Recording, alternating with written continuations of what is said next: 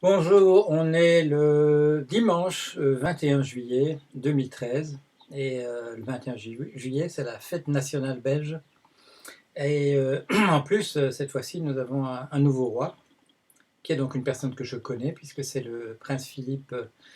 C'est le prince Philippe qui est venu au dernier cours avec la princesse Mathilde qui est venue au dernier cours de Stewardship of Finance, le cours que j'ai donné à la vraie université de Bruxelles, VUB, l'année dernière, l'année académique dernière. Et donc c'est ce prince Philippe qui devient le roi Philippe.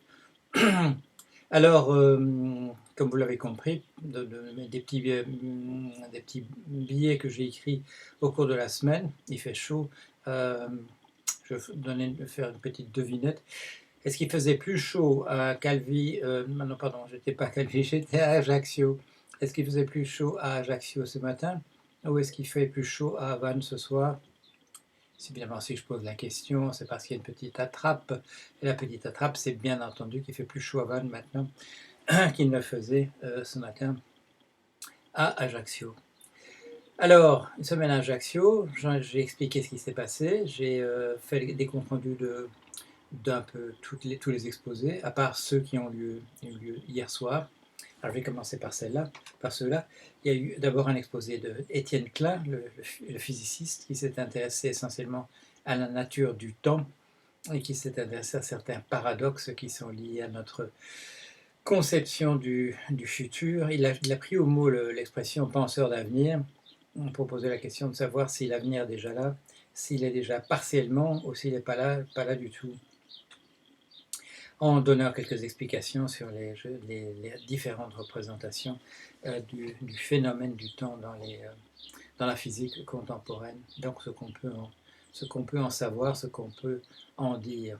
Bien sûr, il a débordé de la question purement physique sur la question qui a été posée par différents orateurs au cours de la semaine, par Jean-Marc Lévy-Leblond, par moi-même, par Joël de Ronet, j'en passe. Et le deuxième exposé, c'était Bernard Werber, qui est un romancier extrêmement connu, qui vend des millions d'exemplaires de ses livres, qui sont traduits dans 20 langues ou 30 ou je ne sais pas. Mais que malgré ça, bon, moi je ne connaissais pas du tout, je ne connaissais pas du tout son œuvre, je ne connaissais pas son nom.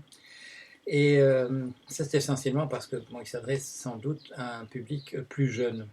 En tout cas, le public qui est venu l'écouter était un public jeune, je dirais de jeunes personnes entre les âges de 13 et 21 ans.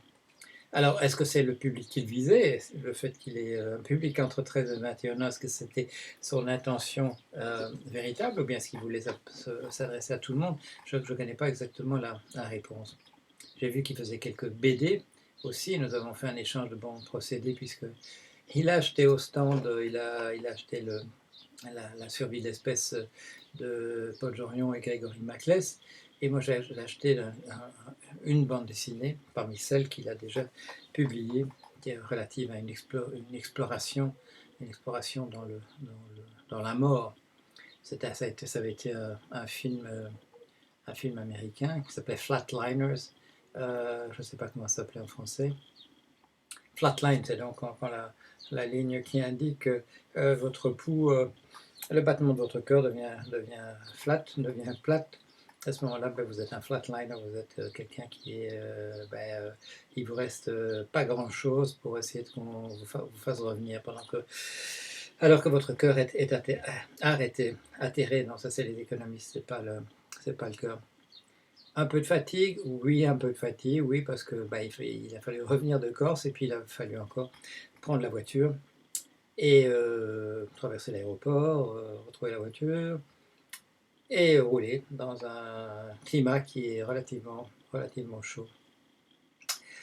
Alors voilà, comment était cette expérience? Bien, cette expérience était vraiment splendide. Ça se fait donc au lazaret d'Ajaccio, qui est un beau petit lieu pour faire des conférences. On est bien accueilli par Jean-Noël Ropion et son épouse Isabelle. Il y a aussi Monsieur Hollandini, François et son épouse qui sont responsables du lazaret. Et tout ça, ce sont des gens extrêmement charmants qui vous rendent la vie aisé et paisible.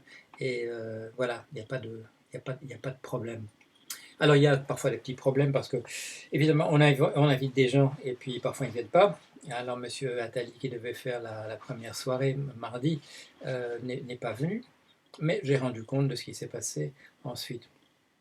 Alors c'est un difficile cocktail, bien entendu, d'avoir des gens qui ne sont pas tous de mêmes opinions, qui ne parlent pas tous des mêmes sujets. Encore que les rencontres qui ont lieu là, il y a une tradition maintenant un petit peu que ce soit la physique qui constitue je dirais le thème central, et que ceux qui, comme moi, parlent d'autres thèmes, ce soient des thèmes qui apparaissent relativement périphériques. Mais on m'a dit que mon intervention sur Keynes n'était pas périphérique dans le... On a eu la gentillesse de me le dire ça. Et il y a une dame qui se reconnaîtra peut-être s'il regarde ceci, la dame qui est venue me voir hier et qui m'a dit est-ce que je peux vous serrer la main.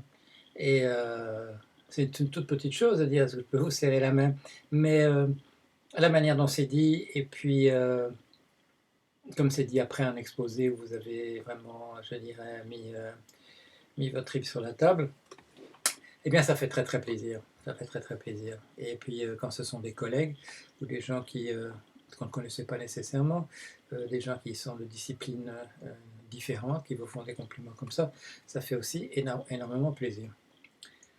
Alors, est-ce que tout ça fera une différence? Oui, ça fera sans doute une différence. Est-ce qu'on sera parmi les vainqueurs ou parmi les vaincus? Ah, là, ça c'est autre chose, parce que si on regarde un petit peu ce qui s'est passé dans l'histoire, c'est pas toujours les meilleurs qui sont les vainqueurs. Euphémisme digne d'une fin d'après-midi ensoleillée du mois de juillet. Mais ça ne veut pas dire qu'il ne faut pas essayer. Il ne faut pas dire qu'il ne faut pas essayer, parce que heureusement, ben, on a quand même des petits signes favorables. Parmi ceux qui pourraient nous mettre dans les bâtons, dans les roues, il y en a qui manifestement se rallient à votre camp, et ça c'est très sympathique. Et puis parmi les autres, ben, ils gagneront peut-être pas toujours, parce que quand on leur parle dans les corridors, ils se démoralisent quand même un peu de devoir défendre un système qui est à ce point dans un triste état, dans un triste état physique, dans un triste état moral, dans un triste état en général. Faire rencontrer des gens qui sont de disciplines différentes, mais qui sont arrivés à des conclusions qui en fait sont à peu près les vôtres, ça fait plaisir aussi que voilà, bon, que plusieurs de ces physiciens, 1, 2, 3, 4, aient trouvé que ce que j'avais dit était bien, et que quand ils ont l'occasion d'intervenir par des questions, ou alors d'intervenir après moi dans la succession des exposés, est tenu à souligner la parenté avec ce que j'avais dit, ou on essayé d'embrayer sur des choses qui avaient été dites, peut-être pas par moi, mais par les commentateurs.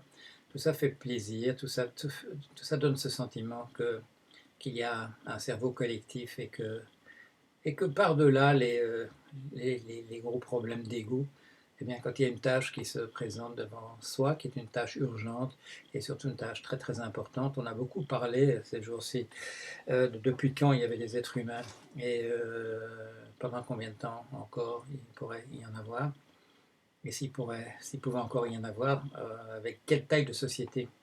Est-ce que ce seraient des sociétés comme on les connaît maintenant, ou avec des sociétés beaucoup plus réduites sur le plan démographique, parce que on aurait perdu le moyen de vivre comme on le fait maintenant?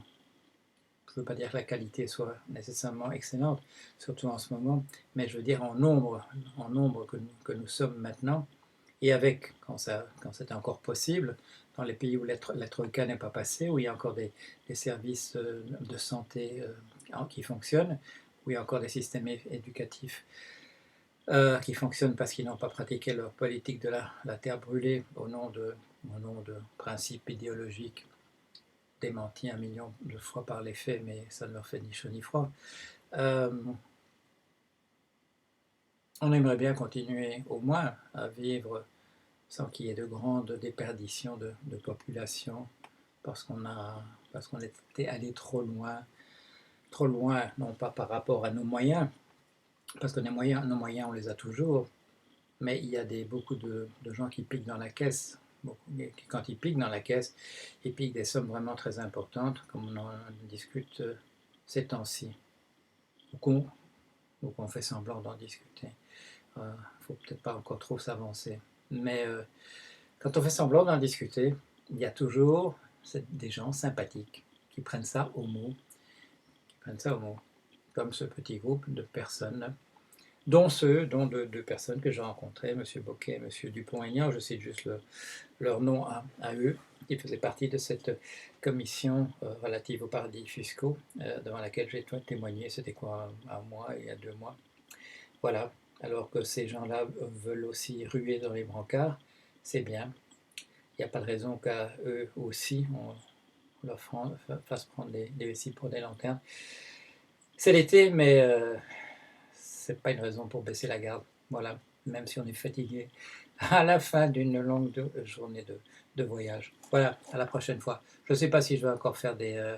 on verra, c'est l'actualité qui décidera si je vous vois la semaine prochaine pour un temps qui fait. Aussi, je vais vous faire des bonjour Madame la Terre entre-temps. C'est l'actualité qui va décider de ça. À très bientôt, en tout cas.